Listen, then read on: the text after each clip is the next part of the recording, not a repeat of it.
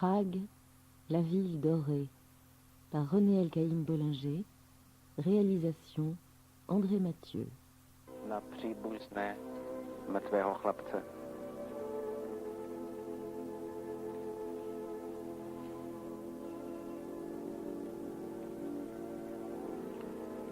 Je snad zbytečné říkat, že kolem je veliké množství věnců, kytic, květin.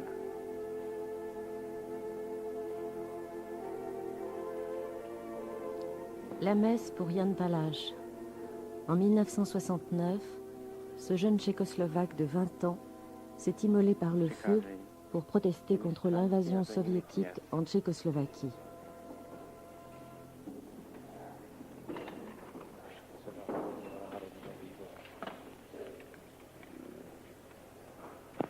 Před náma stojí předseda obvodního národního výboru v Praze 6 a členové Rady národního výboru.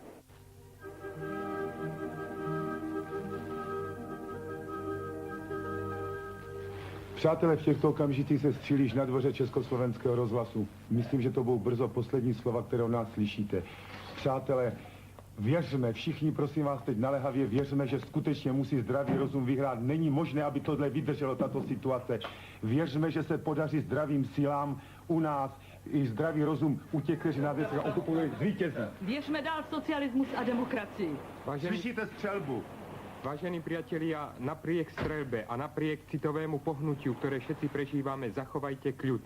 I len jediný život by bol zbytočný v danej situácii. Chceme socialismus, ale lidský socialismus. La maison de la radio à Prague, assiégée par les chars russes. Prague ne nous lâchera pas, disait Kafka. Prague fascine. Pas seulement à cause des tragédies de son histoire, à cause de Kafka, d'Apollinaire, de Camus ou de Rilke. Il y a une vision idyllique de Prague, ville dorée, ville baroque, la force de la pierre et aussi la force de l'humour. En 1968, sur les murs, une inscription, avec l'Union soviétique pour l'éternité. Une main avait rajouté, l'éternité oui, mais pas une minute de plus. 1968, 21 août. Après le socialisme à visage humain du printemps de Prague, la radio clame « Espérons que la vérité vaincra ». Verme, že pravda zvíťazí.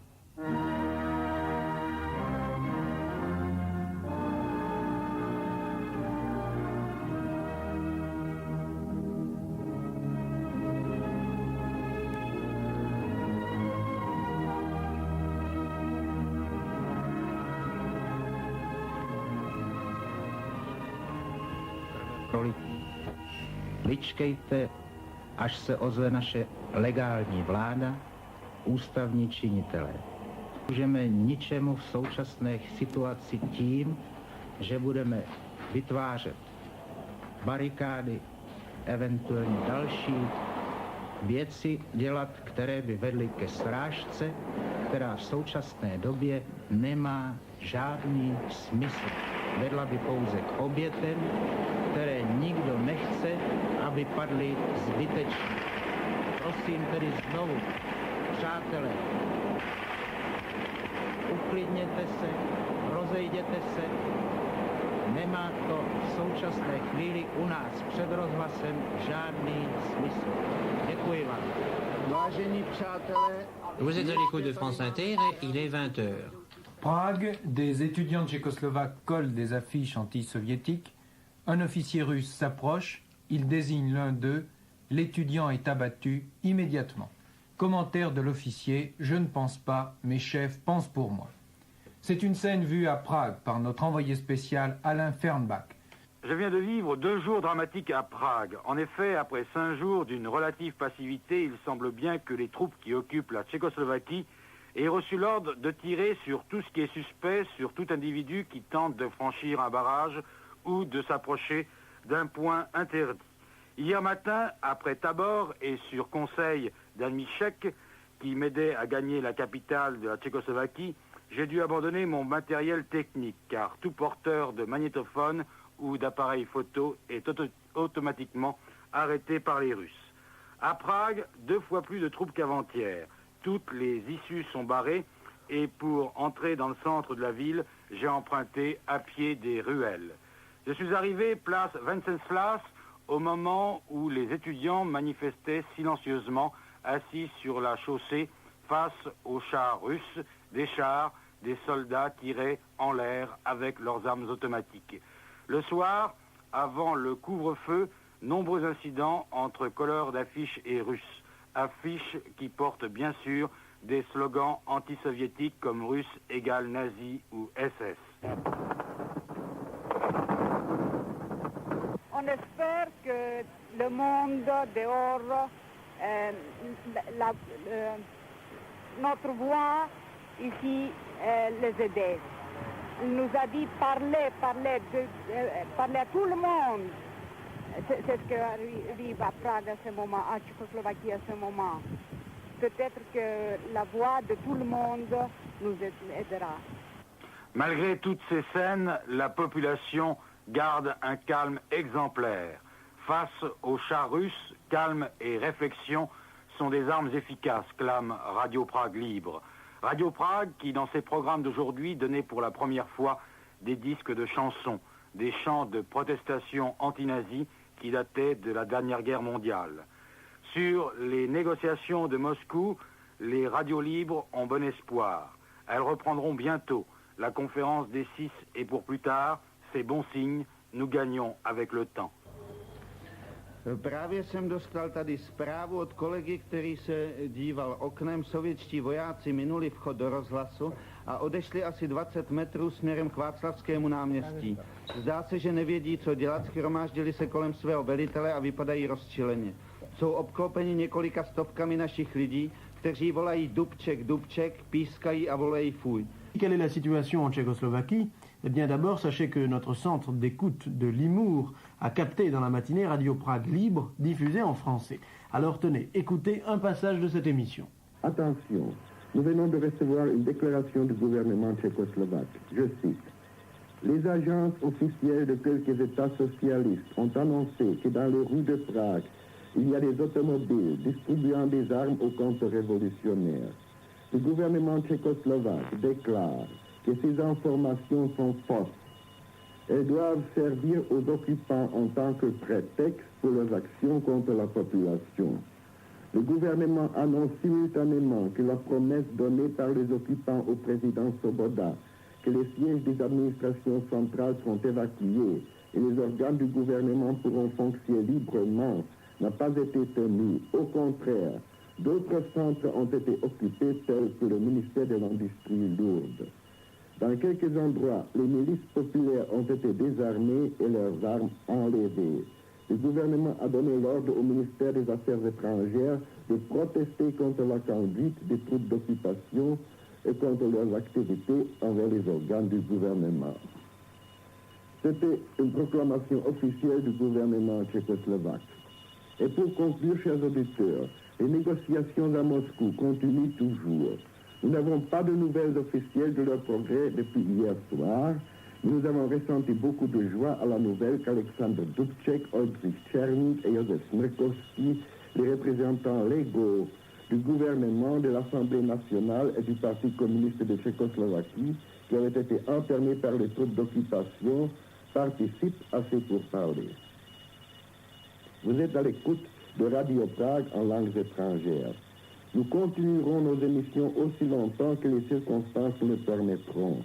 Écoutez Radio Prague en français, anglais, allemand, italien, espagnol, tchèque et russe dans la bande de 48 à 51 mètres ondes courtes. Ici Prague. La capitale de la République, Prague, est située au cœur de la Bohême, sur les rives de la Vltava. Elle compte près d'1 million d'habitants. Il est difficile de décrire le charme et la beauté de cette ville en si peu de mots. Elle est encadrée de vertes collines et la vallée est traversée par le ruban argenté de Vltava. Le plus ancien des ponts, nombreux et pittoresques, de ce fleuve date du XIVe siècle. La multitude de ses cathédrales, de ses coupoles, de ses toits étincelants l'ont fait surnommer Prague la ville dorée.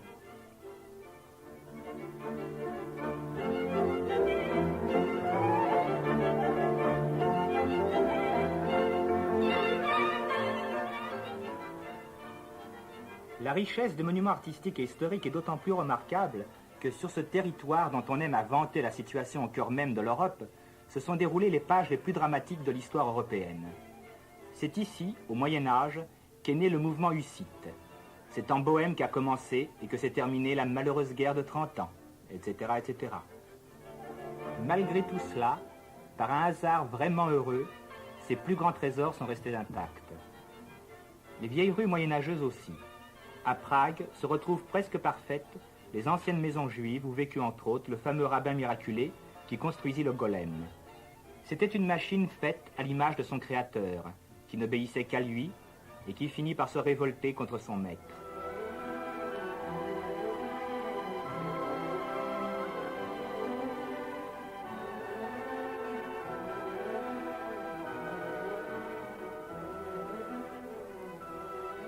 La vieille ville de Kafka, Marthe Robert.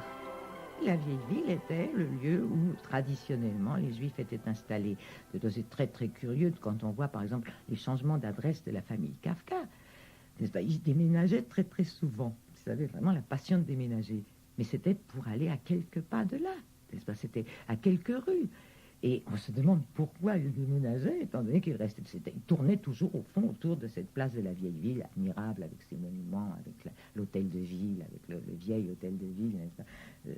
Cette place pleine d'histoire, pétrie d'histoire, eh bien, ils tournaient autour. Et d'un autre côté, les Allemands étaient bien cantonnés dans leur quartier, qui s'appelle le Petit Côté, n'est-ce pas, Malá Strana, en tchèque, le petit côté de la Moldau, le petit côté formé par la Moldau, cet endroit-là, c'était un quartier résidentiel avec des jardins, avec très beaux, très jolis, avec des petites maisons, avec des toits extraordinaires.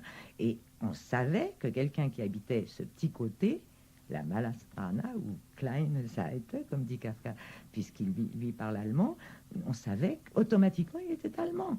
Il faut se représenter que si Kafka prenait le tramway, par exemple, pour aller dans une banlieue très proche de Prague, il se trouvait immédiatement entouré d'un monde complètement étranger. Il a décrit dans son journal un voyage en banlieue comme cela, admirable, très très beau, où il parle de ces bords ravinés de la ville, d'où il revient toujours avec un mélange de sentiments, de culpabilité, de tristesse, vraiment qui dépeint, si vous voulez, l'épouvantable état intérieur où il se sentait en étant plongé, une fois de plus, dans cet amas de contradictions.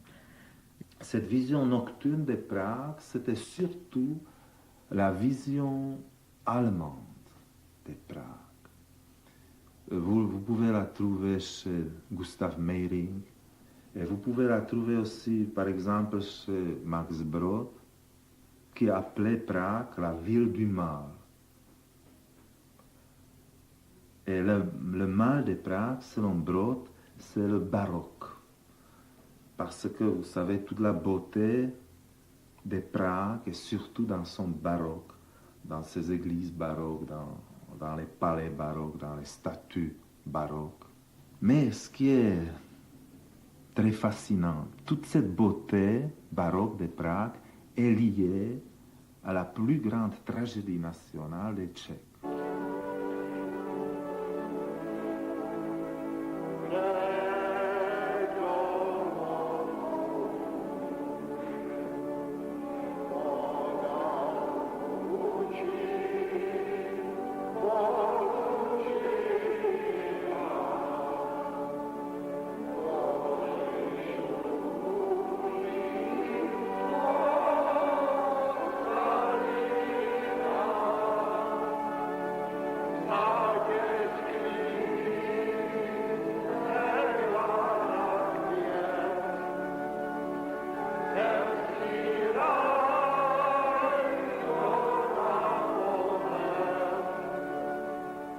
Prague, la ville dorée, par René Elkaïm Bollinger, réalisation André Mathieu.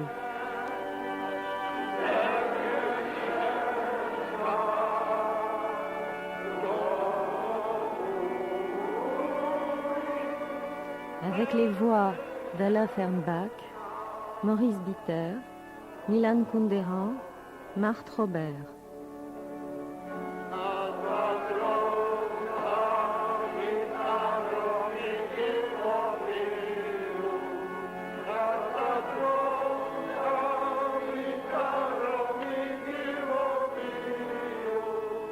Document INA, 1958, 1968, 1969, 1978.